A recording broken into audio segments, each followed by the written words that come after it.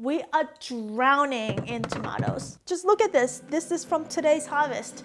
We have cherry tomatoes, we have heirloom tomatoes. I mean, look at this big guy. We've had tomato mozzarella salads, cherry tomato pastas, salsas, tomato sauces, soups, and we are tired of it. And you probably are too. So today we're gonna show you 5 new and interesting ways to use your tomatoes.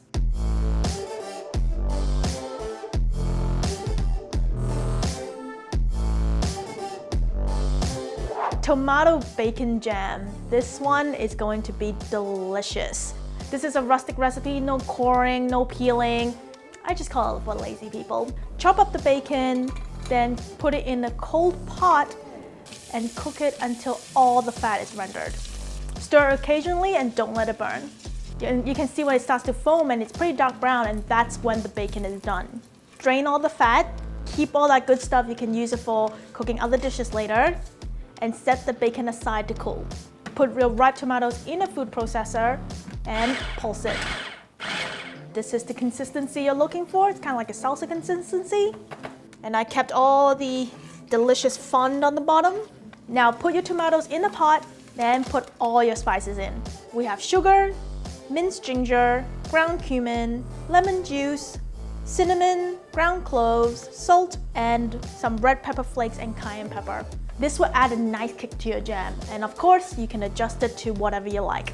Bring it up to a boil, then turn it down to a simmer. And now put that bacon back in. This cooks for about an hour long. You have to keep stirring every now and then, and once it reaches jam consistency, you can turn the flame off. Put it aside and let it cool, and now you can put it in your jars or serve it as is. This keeps for about a week, or if you can it, then it can keep for like 3-4 months. It's sweet, it's savory, the bacon comes through, the flavor comes through, the cumin, the spices, oh, so good. This is a plum flavored pickled cherry tomato. It's a Taiwanese appetizer. It's served cold. It's sweet, sour, and a little bit salty, and it's the perfect refreshing palate cleanser. We're going to use these salted dried plums. In Chinese, they're called huamei. You usually have them when you're traveling or you feel car sick or seasick, and these are a little salty and sour. First, you boil the water and you add in the rock sugar and the plums. The sugar has completely melted and the water is a light brown, so you can turn the heat off. Give this a little taste to see if it's sweet enough for you.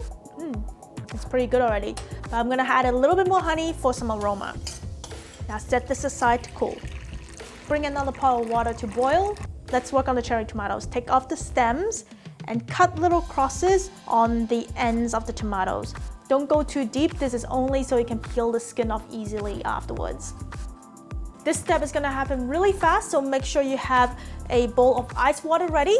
We're going to put our tomatoes in our boiling water. Have it boil for 30 seconds. You don't want it to boil any longer because it will turn mushy. And let that sit for about 3 minutes. Look, the skin is basically off. And for the stubborn ones, you can use a knife and slowly peel the skin. Put your tomatoes into a container and pour your plum syrup into that container as well. Make sure it covers the tomatoes, and if it doesn't, you can pour in some cold water on top just so it covers. Now close the lid and put it in the fridge overnight. This one I'm really curious of what it's gonna taste like. That's really good. It's got the plum flavor.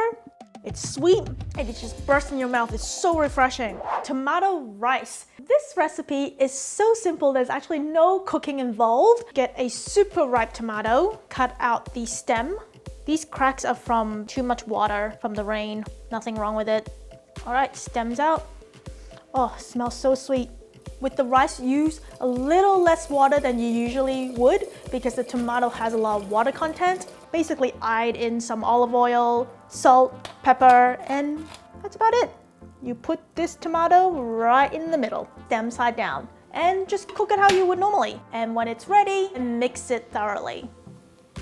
You can see all the juices blending in with the rice.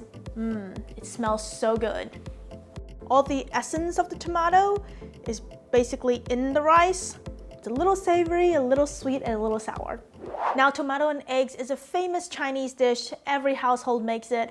But how about tomato and egg noodles? Just roughly chop them. Cut out the white stem part. Since these are going to be in soup, doesn't really matter if they don't look pretty right now. Whisk up your eggs and you're basically ready to go. Heat up your wok with some oil, then pour in your eggs. Oh, whoops. My wok is not very hot then, but it's okay, it's okay. And slowly flip it. When it's about 60% cooked, take it off the wok. Now add in more oil and cook down your tomatoes. At this point, you can add some salt to bring out the flavors of the tomatoes. While that's cooking, boil some water and put in your noodles. The tomatoes have cooked down quite a bit. Now I will drain my noodles and then I'll run it through cold water so it doesn't stick together. I like to use the starchy water from the noodle for my soup so it's thick. So I put a couple of scoops in there and I'll also put a little bit of chicken stock for extra flavor. Now I'll add the eggs back in, mix it all together, add a bit of sugar, white pepper, sesame oil, and some salt. With the sugar and salt, it really depends on how your tomatoes taste, so make sure you taste the sauce first. Now that it's ready, I'll add in the final touch of scallions. We pour in this delicious thick soup onto our noodles. This is extra saucy. You can adjust it according to if you like it thicker or thinner, add more stock. Such good flavor. The tomato broth is so rich. And this just took me like 10 minutes to make. It's super easy. Tomato and beef. This is a little different from what we usually do. We usually stir fry the beef, but this time we're gonna cook it velvet style. Today we're using flank steak, and because it's not a thick cut, we're gonna butterfly it. For the first slice, you cut it almost all the way through, then you cut the second slice all the way through, and now you can spread it and it'll be a bigger piece. Try to make the slices as thin as you can. Now that's done, let's marinate the meat. We add some soy, Shaoxing wine, oil, sesame oil, water. The water is basically to make sure the beef absorbs it again, so it's extra tender, and a good amount of cornstarch. Massage it well so everything is absorbed into the meat, and now add some more oil on top to seal it and let it marinate for 30 minutes. Okay, let's cut the rest of our ingredients. This is a massive tomato, so we need to cut more than quarters. Slice the onions. In a cold wok, add in your minced garlic and cook it until it's fragrant. Now add in the onions, and once it starts to become soft, you can add in your tomatoes. Once it comes to a boil, you can turn it down to medium and let it slowly cook out. Depending on how much tomatoes you have and how juicy your tomatoes are, if you don't have enough juice in your tomatoes, you can use broth. And once you reach the consistency that you like, you can add in the beef. But you add it in one at a time in a single layer and try not to overlap them. Once you put it in, don't move it. Wait until the coating sets. Once it sets, you can push it a bit, add some more liquid on top. Don't move it too much because the coating will come off. The cornstarch on your beef will help thicken the sauce. Give it a little taste and salt to your liking. This looks so good. It is so saucy. It's gonna be perfect with rice. This beef is so soft and velvety. It's such a lovely texture.